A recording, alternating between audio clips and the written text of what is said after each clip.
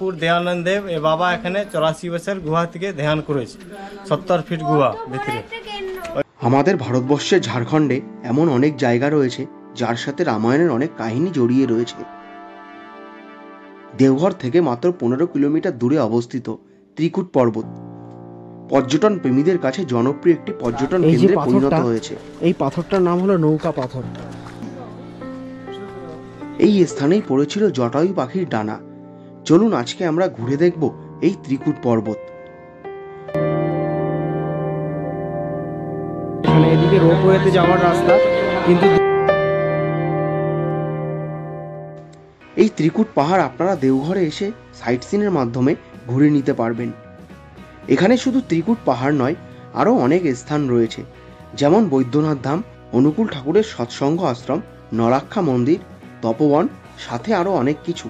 এক্ষেত্রে আপনাদের গাড়ি ড্রাইভারের সাথে ভালোভাবে কথা বলে গাড়ি ভাড়া ঠিক করে নিতে হবে। এতে গাড়ি ভাড়া মোটামুটি আপনার 1500 টাকা থেকে 2000 টাকার মধ্যে আপনারা পুরো গাড়ি পেয়ে যাবেন।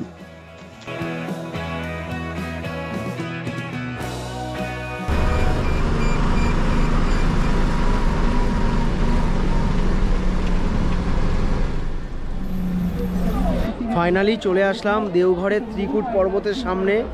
পেছনেই হলো ত্রিকুট পর্বত। এখানে টোটাল 5টি পাহাড়।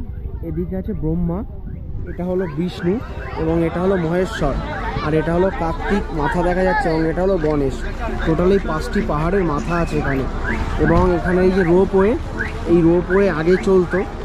বছর 3 আগে একটা রোপওয়েতে একটা দুর্ঘটনা ঘটেছিল, যার জন্য রোপওয়ে এখন বন্ধ আছে। রোপওয়ে আশা করে যে আগামী 1 বছরের মধ্যে চালু করে দেবে। আমরা এখন পার্কিং থেকে যেতে চললাম দেওঘরের ত্রিকুট পর্বতের দিকে। আমরা 10 টাকার বিনিময়ে একজন গাইড নিয়েছি। সেই গাইড আমাদের সমস্ত কিছু দেখাবে। এখানে 5টি পাহাড় থাকলেও আপনি হেঁটে উঠতে পারবেন মাত্র একটি পাহাড়ে, যার নাম হলো মহেশ্বর পাহাড়।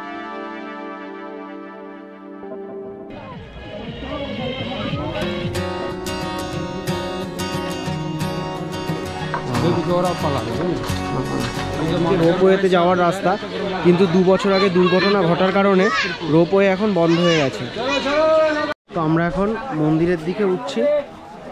এই পাহাড়ে বাদরের খুব উপদ্রব, এই জন্য এখানকার একজন স্থানীয় গাইডকে সঙ্গে নিয়ে আপনারা উপরে উঠবেন। গাইড মূল্য 150 টাকা থেকে 200 টাকার মধ্যে হয়ে যাবে। এক্ষেত্রে আপনারা একটু দরদাম করে নেবেন।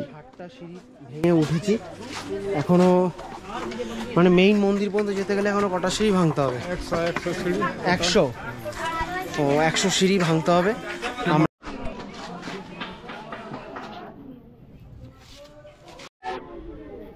এই যে পাথরটি কতটা বড়, জাস্ট একটু দেখুন।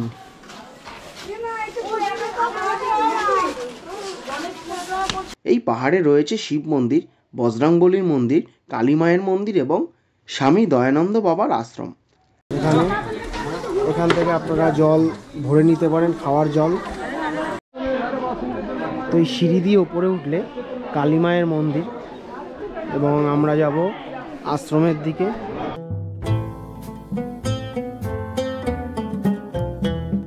আমরা ত্রিকুটেশ্বর শিব মন্দির দেখে আরো উপরের দিকে উঠতে লাগলাম। এগিয়ে চললাম স্বামী দয়ানন্দ বাবার আশ্রমের দিকে।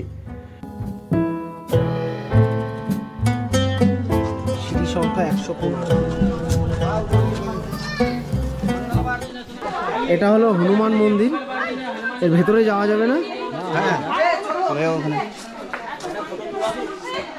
জয় বজরংবলী। তো স্বয়ং বজরংবলী এখানে রয়েছে।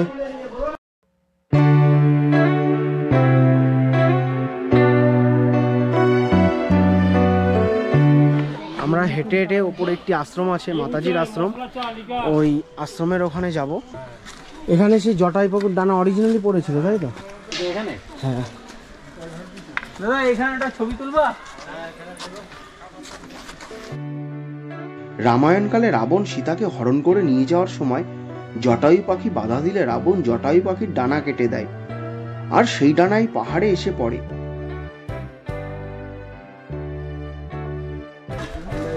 এই যে পাথরটা, এই পাথরটার নাম হলো নৌকা পাথর। অনেকটা নৌকার মতো দেখতে। দেখুন, সামনের দিকটা নৌকার মতো ঘুচালো এবং পেছন দিকটাও নৌকার মতো। যার জন্য এই পাথরের নাম হলো নৌকা পাথর।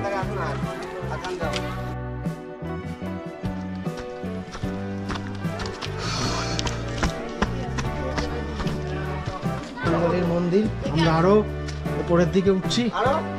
দাদা উপরের দিকে কি আছে মেইন? তো এখন হাঁটতে হাঁটতে চলে আসলাম স্বামী দয়ানন্দ বাবার আশ্রমে। কুটাচল আশ্রম যাচ্ছে দর্শন করতে, যারা বাবা ঠাকুর দয়ানন্দ দেব এ বাবা এখানে 84 বছর গুহা থেকে ধ্যান করেছে। 70 ফিট গুহা ভিতরে, ওই গুহা দেখতে গুহার যান। ভেতরে ঢুকতে দেয়? গুহা ভিতরে এখন ঢুকতে দেবে না, ওখানে বাহার থেকে প্রণাম করে নিন আর গুহা কি নাজারা দেখে নিন। বাবার প্রতিমা আছে, ওই প্রণাম করে বাইরে চলে আসে। আমরা এখন প্রবেশ করছি আশ্রমের ভেতর। হ্যাঁ বাংলা, এই না গুহা ভিতরে, ওখানে ওদিকে যায় না। 84 বছর ধ্যান করেছিলেন। হ্যাঁ, গুহাটা কোন দিকতে? এদিকে ভিতরে 70। এক রাস্তা গিয়ে আর যেতে পারলো না। এই যে নামার সময় একটা ভালো একটা জিনিস দেখতে পেলাম। এখানে দেখতে পাচ্ছেন লাভ দিয়ে ফুল দিয়ে সাজানো আছে এবং সিংহাসন মতো করা। এখানে পর্যটক মানে যারা এখানে ঘুরতে আসে তাদের এখানে শিব পার্বতী সাজিয়ে ফটো তোলা হয়। তো এখানে তারপরে দেখুন বাঁদর মাথায় দিয়ে, বাঁদর কাঁধে দিয়ে এখানে ফটো তোলা হয় এবং এখানে দেখুন শিব পার্বতী সাজিয়ে ফটো তোলা হয়। এখানে দেখতে পাচ্ছেন কস্টিউম, শিব পার্বতী সাজার কস্টিউম ড্রেস এখানে আপনারা দেখতে পাচ্ছেন এবং এখানে হচ্ছে সিংহাসন। পায়ে হেঁটেই পাহাড়ের একদম মাথায় ওঠা যাবে। এখন সন্ধ্যা হয়ে যাওয়াতে আমরা আর ওপরের দিকে না গিয়ে নিচের দিকে নামতে লাগলাম।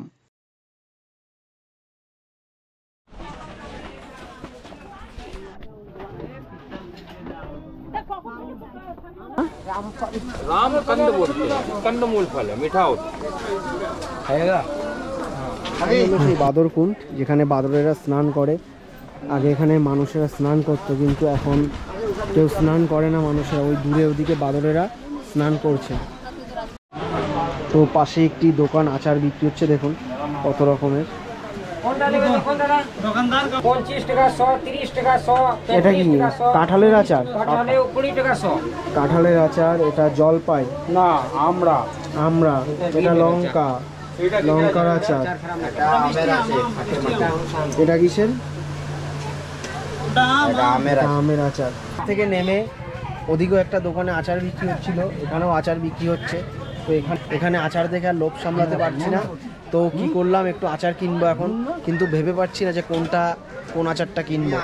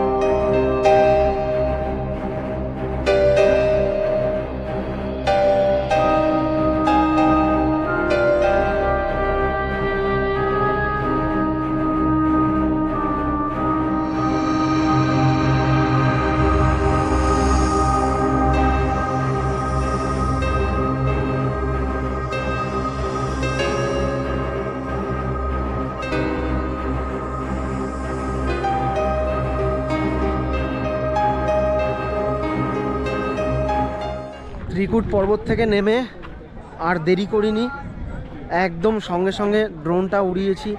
আপনারা তো ড্রোন ভিউ অবশ্যই দেখলেন, ড্রোন ভিউ কেমন হয়েছে আমাকে কমেন্টে অবশ্যই জানাবেন। দেখুন সূর্য অস্ত যাচ্ছে এবং আকাশের ভিউটা একবার দেখুন, আকাশের মেঘ কতটা সুন্দর লাগছে এখানে। দেওঘর এখান থেকে আর 20 থেকে 25 কিলোমিটার, বেশি সময় লাগবে না। তাও রাত্রেবেলা যেহেতু সন্ধ্যাবেলা রাস্তায় জ্যাম থাকবে, তার জন্য তাও ঘন্টা দুয়েক মতো সময় লেগে যাবে।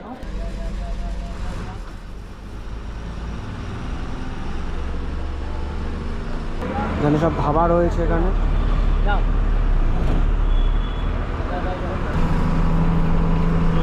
অনেক দূর হয়ে যাচ্ছে,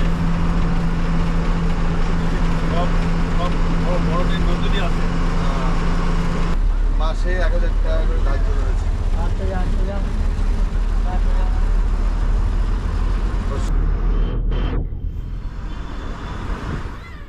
15 কিলোমিটার জার্নি করে চলে এসেছি দেওঘরের নলাক্ষা মন্দিরে। এই অন্ধকারের মধ্যে কিছু দেখা যাবে না, এগিয়ে যাচ্ছি নলাক্ষা মন্দিরের দিকে।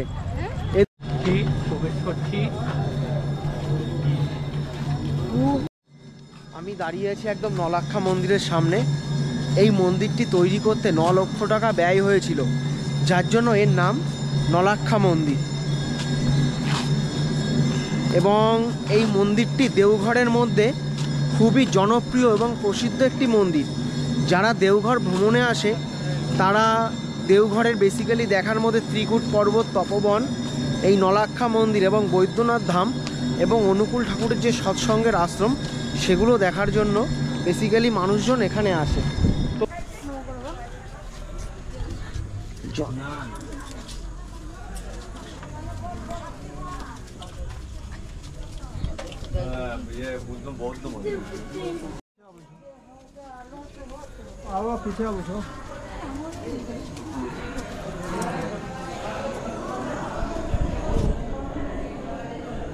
ও কি সুন্দর হাওয়া। ফাইনালি প্রবেশ করে গেলাম মন্দিরের ভেতরে। জাস্ট ভিউটা একবার দেখুন, কত সুন্দর মন্দির এটা।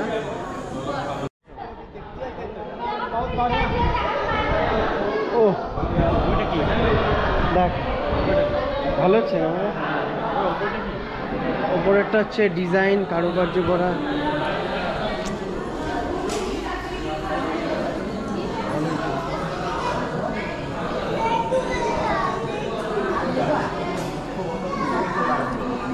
बोर्ड पड़ गई।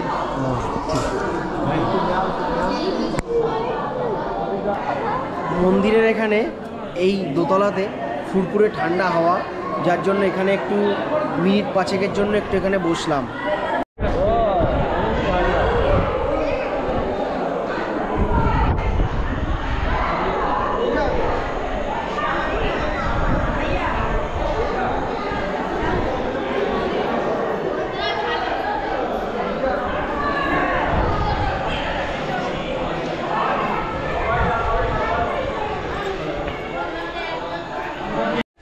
এই নলাক্ষা মন্দিরের এত সুন্দর আর্কিটেকচার না দেখলে বোঝা যাবে না। আপনারা একবার দেওঘর আসলে অবশ্যই এই নলাক্ষা মন্দির নিজ চোখে একবার দেখে যাবেন, কিন্তু আসলে দিনের বেলা আসবেন।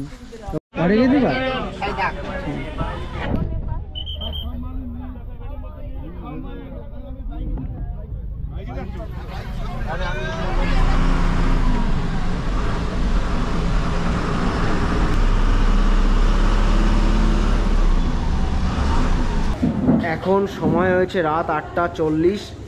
গাড়ি থেকে এইমাত্র নামলাম আমরা। নেমে এখানে আমাদের ক্যাটারিংয়ের মালপত্র সমস্ত কিছু নিয়ে চলে আসলাম। তো এখানে ঘর নিয়েছে এবং ওপরে ঘর রুম আছে। তো এখানে আমাদের আজকে রাত এবং কালকের দিনটা দুপুর পর্যন্ত এখানে থাকবো এবং এখানেই আমাদের খাওয়া দাওয়া হবে আজকে রাত্রেবেলা, কালকে সকালবেলা এবং কালকে দুপুরবেলা। তো এই হলো আমাদের ঘর। এখানে 1 জন 2 জন 3 জন 4 জন 5 জন থাকা যাবে এবং এই ঘরের মধ্যে কোনো অ্যাটাচড টয়লেট নেই, টয়লেট বাইরে আছে। তো দূরে হলো এই যে রাস্তা, আমরা এই রাস্তা দিয়ে সোজা ওই রাস্তা থেকে আমরা এই হোটেলের দিকে গেছি। তো এটা হলো রোড এবং রাত্রেবেলা দেখুন গাড়ি ঘোড়ার চাপ অনেকটাই কম রাত্রেবেলা। তরি তরকারি কাটা চললো এবং আজকে রাত্রেবেলা রান্নাতে ডিম আছে, ডিমের কারি এবং ডাল আছে। এদিকে ভাত রান্না হচ্ছে, এখানে ডিম ছাড়ানো হচ্ছে।